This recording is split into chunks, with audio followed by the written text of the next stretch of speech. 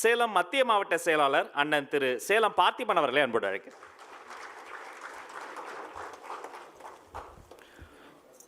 தீர்மானம் 3, விவசாயிகளின் போராட்டத்திற்கு எதிரான அரசின் அதிகார மீறலை கண்டிக்கிறோம். மேல்மா சிப்கட் விரிவாக்க திட்டத்தை திரும்ப பெற வேண்டும். திருவண்ணாமலை மாவட்டம் செய்யாறு தொகுதிக்கு உட்பட்ட மேல்மாவில் 11 கிராமங்கள் மற்றும் 2800 ஏக்கர் விவசாய நிலங்களை அழித்து மேற்கொள்ள முயலும் சிப்காட் தொழில்பேட்டை விரிவாக்கத்தை வன்மையாக கண்டிக்கிறோம். டெல்லியில் விவசாயிகள் போராட்டத்தின் போது விவசாயிகளை எந்த அளவிற்கு தவறாக சித்தரித்து அவர்களின் போராட்டத்திற்கு காது கொடுக்காமல் ஒன்றிய அரசு இருந்ததோ அதே பாணியை பாஜக அரசை பின்பற்றும் இங்குள்ள மாநில அரசு செய்து வருகிறது. 2 ஆண்டுகளை கடந்தும் விவசாயிகள் மற்றும் பொதுமக்களின் போராட்டத்திற்கு எதிரான அரசு அதிகார மீறலின் உச்சபட்டமாக இருக்கிறது. மேலும் சிப்காட் தொழில்பேட்டை விரிவாக்க திட்டத்தை தமிழக அரசு விரைந்து கைவிட வேண்டும் என்று இச்செயற்குழு கேட்டுக்கொள்கிறோம்.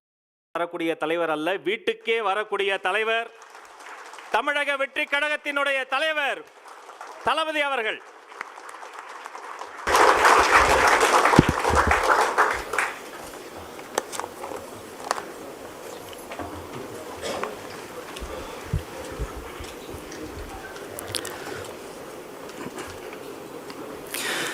தீர்மானம் 2, கொள்கை எதிரிகள் மற்றும் பிளவுவாத சக்திகளுடன் என்றைக்கும் நேரடி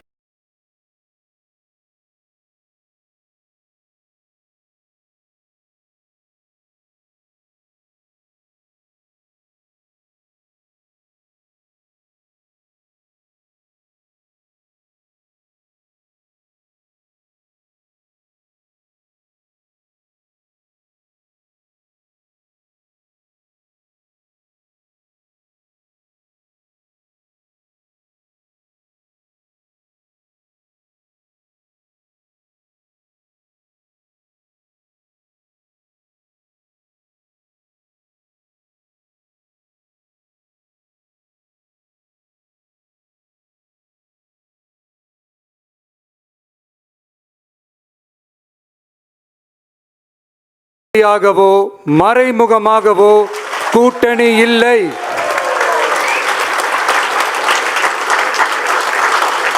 ஒன்றிய அளவில் மலிவான அரசியல் ஆதாயங்களுக்காக மக்களை மத ரீதியாக பிளவுபடுத்தி மக்களிடையே வேற்றுமையை விதைத்து அதில் குளிர்காய நினைக்கிறது பாஜக. அவர்களின் இந்த விஷமத்தனமான வேலைகள் வேறு எங்கு வேண்டுமானாலும் எடுபடலாம், ஆனால் தமிழகத்தில் ஒருபோதும் எடுபடாது.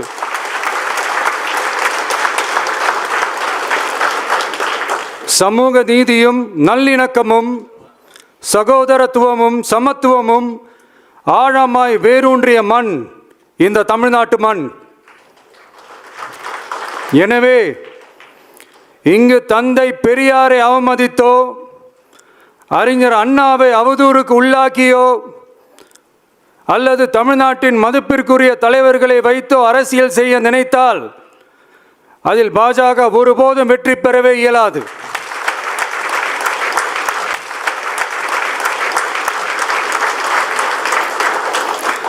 சுயநல அரசியல் லாபங்களுக்காக பாஜகவுடன் கூடி குழைந்து கூட்டணி போக திமுகவோ அதிமுகவோ இல்லை.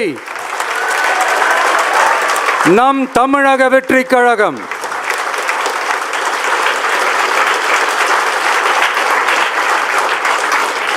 கொள்கை எதிரிகள் மற்றும் பிளவுவாத சக்திகளுடன் என்றைக்கும் நேரடியாகவோ மறைமுகமாகவோ கூட்டணி இல்லை என்பதில் தமிழக வெற்றி கழகம் மிக உறுதியாக இருக்கிறது.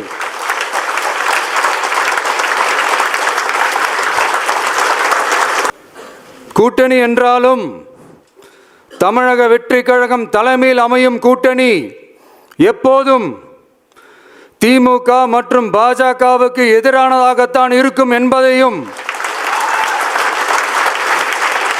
அதில் சமரசம் என்ற பேச்சுக்கே இடமில்லை என்பதையும்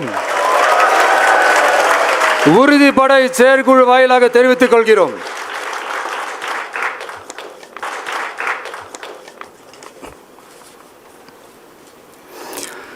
இது இறுதியான தீர்மானம் மட்டுமல்ல, உறுதியான தீர்மானம்.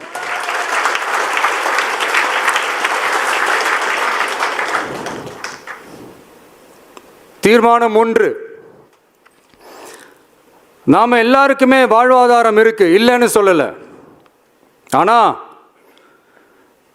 நம்ம எல்லாரோட வாழ்வாதாரத்துக்கும் அடிப்படையா இருக்கிறது, கண்டிப்பா நாம விவசாயிகள் பக்கம் எப்பவும் நிற்போம் நிற்போம் நிற்போம், நின்னே தீருவோம். பரந்தூர் விமான நிலைய பிரச்சனை தொடர்பா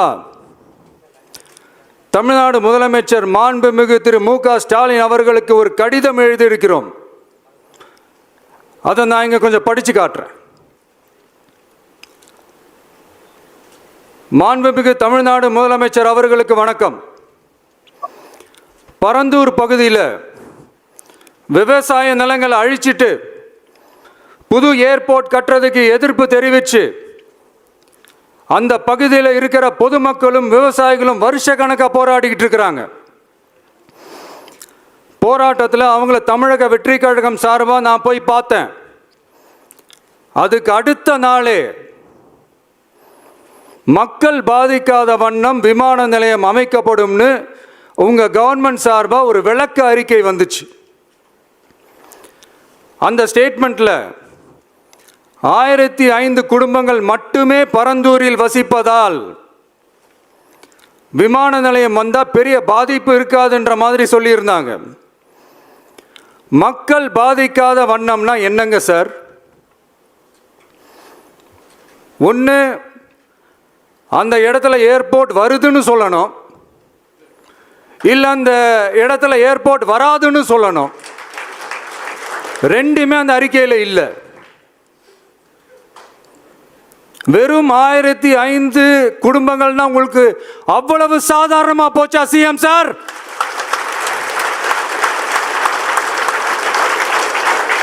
$15,000 மக்கள், அந்த மக்களும் நம்ம மக்கள் தானே. ஏன் அந்த அக்கறையோ அந்த மனிதாபிமானமோ உங்ககிட்ட இல்லை? எதிர்கட்சியா இருந்தா மட்டும்தான் மக்கள் மேல உங்களுக்கு அக்கறை இருக்குமா?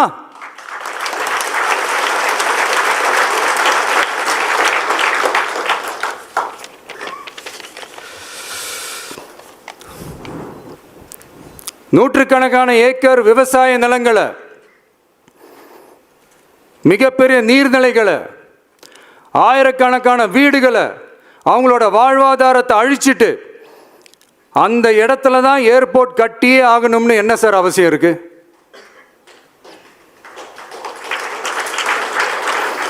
அப்புறம் எப்படி சார் நீங்க உங்களை மக்களின் முதல்வர்னு நான் கூசாம சொல்றீங்க?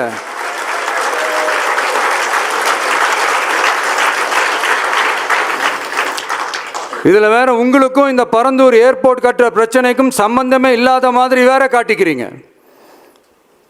ஆனா ஏர்போர்ட்டுக்காக பரந்தூரை பரிந்துரை செஞ்சதே உங்க கவர்மெண்ட் தான்னு ஒன்றிய விமான போக்குவரத்து துறை அமைச்சர் சில மாதங்களுக்கு முன்னாடி சென்னை வந்திருந்தப்போ சொன்னார். அதுக்கும் உங்ககிட்ட இருந்த எந்த பதிலும் இல்லை.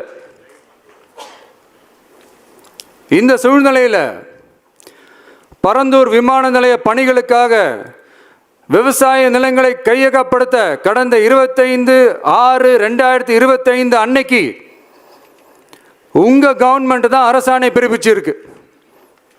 விமான நிலையம் அமைக்கிறதையே ஏற்க மாட்டோம்னு வருஷக்கணக்காக போராடுற மக்களோட நிலங்களையும் சேர்த்தே கையகப்படுத்த அந்த ஆணை பிறப்பிக்கப்பட்டிருக்கு. விவசாயிகளோட கண்ணீரை துடைக்க வேண்டிய தமிழ்நாடு அரசு அவங்களோட கண்ணில் குத்துறதாகவே இருக்கு இந்த ஜிஓ. இதெல்லாம் உங்களுக்கு தெரிஞ்சுதான் நடக்குதா? உங்க ஒப்புதலோடு தான் நடக்குதா? தெரியல, பதிலும் தெரியல. பரந்தூர் மக்களை இது வரைக்கும் நீங்கள் ஏன் சந்திக்கலைன்னு கேட்டால் அதுக்கும் பதில் இல்லை.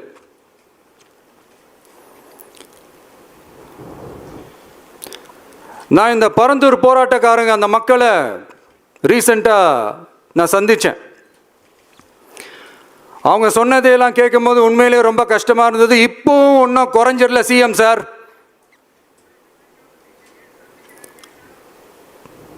சாதி மதம் கடந்து தங்களோட குடியிருப்புகளை, விவசாய பூமியை, வாழ்வாதாரத்தை, நீர்நிலைகளை காப்பாற்ற ஒன்னா நின்று போராடிக்கிட்டு இருக்கிற பரந்தூர் பகுதி விவசாய பெருங்குடி மக்களை தயவு செஞ்சு நீங்க நேரில் சந்திச்சு பேசுங்க.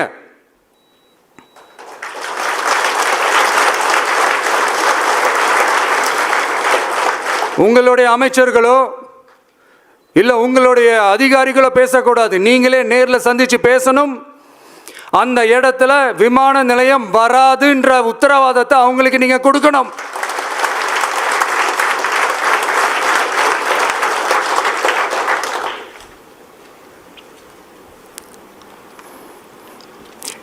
இதையெல்லாம் நீங்க செய்யாம எல்லாத்தையும் கடந்து போகணும்னு நீங்க நினைச்சீங்கன்னா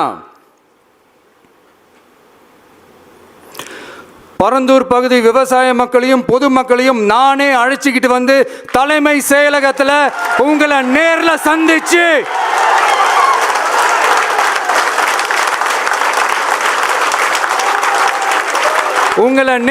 சந்திச்சு முறையிடுற நிலைமை உண்டாகும்.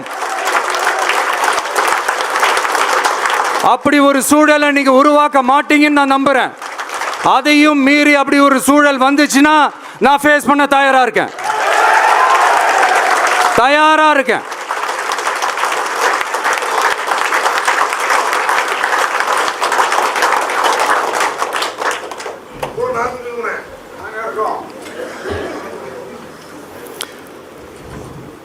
நான் பரந்தூர் வந்த அன்னைக்கு நான் ஒரு விஷயத்தை சொன்னேன். அதே தான் இங்கே நான் திரும்ப ரிப்பீட் பண்ணுறேன். We are not against any developments.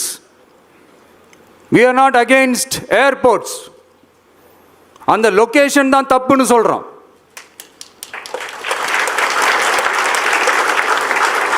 இதை நாங்கள் மட்டும் சொல்லலை, ஏவியேஷன் சேஃப்டி எக்ஸ்பர்ட்ஸ் மென்ஷன் பண்ணியிருக்கிறாங்க.